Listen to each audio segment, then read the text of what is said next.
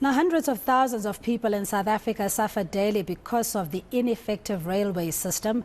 Metrorail is in a dire state and corrupt networks have misappropriated billions from Prasa, the passenger rail agency of South Africa.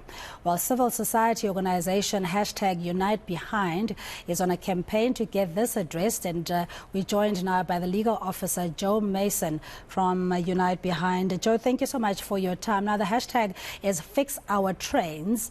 Just tell us about the interventions that you've had with government, because this is a perennial problem.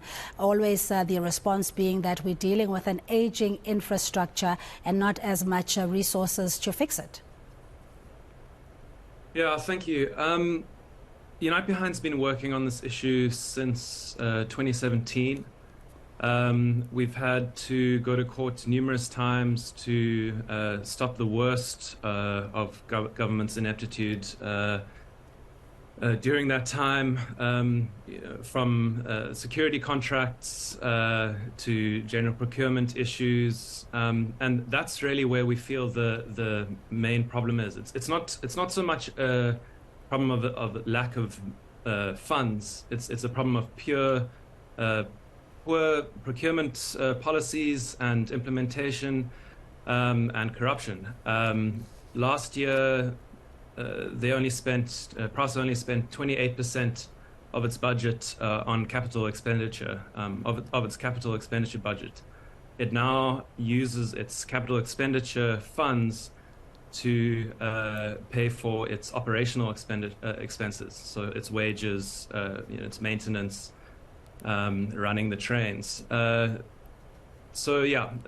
We feel it's not so much a problem of money, but more a problem of a lack of oversight and corruption in the entity. Yeah, this was also reported in the Auditor General report, saying that 38 out of 217 municipalities obtained clean audits, and this had largely to do with instability, political instability, or just the system being fractured. So what do you then, for South Africans, if we say we depend on this rail infrastructure as the nerve center, not only for importing and exporting goods, it's also to ferry passengers and just get the economy running. Paint a picture for us. How dire is it at the moment? It's extremely dire. Since 2010, 97% of passengers have moved away from taking trains.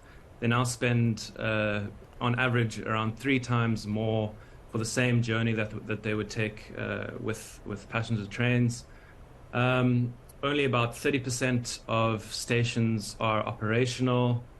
Only about half of the lines are running, and of those, many of them are only running partially. The Central line here in Cape Town is the most populous line in the city, and it was closed for 3.5 years.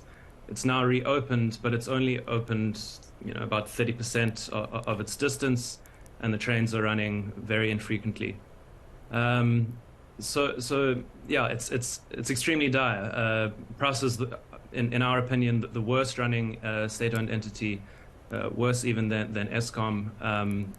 Last year, on our analysis, they only achieved 12.5% of their performance objectives. Their average of the past 10 years is about 22%.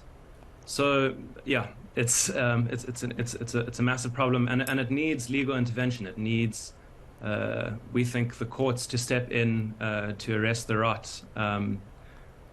Minister Chikunga was.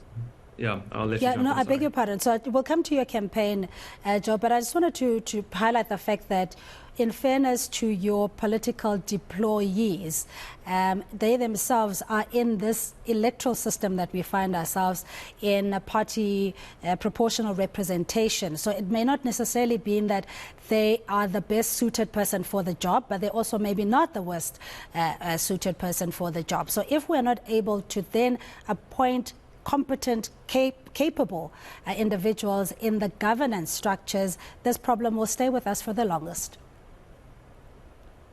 No, I agree with you. I mean, that's perhaps part of the main problem of failing entities across South Africa is the politicization of appointments. I think we need to get to a place where we focus on professional appointments, on appointing the right people for the job. Minister Chikunga was Deputy Minister of Transport for 7.5 years, oversaw all of this, destruction of rail in South Africa, and she's now gotten rid of the previous board chair, Leonard Ramatlakane, but we still don't have the confidence that she is the right person for the job. She's done a U-turn on government policy to devolve Prasa's assets and operations to the lowest rung possible. So, to transfer the assets and operations to entities like the City of Cape Town or the Gauteng provincial government. And this policy has been part of white papers since 1996. The Transport Department last year committed to having a devolution plan completed in 2024. Now she says that she's not going through with completing or undertaking devolution at all. So yeah, we don't have a lot of faith in the current oversight and management structures in the Department of Transport and in Prasa. And as I say, we believe that legal intervention is necessary here.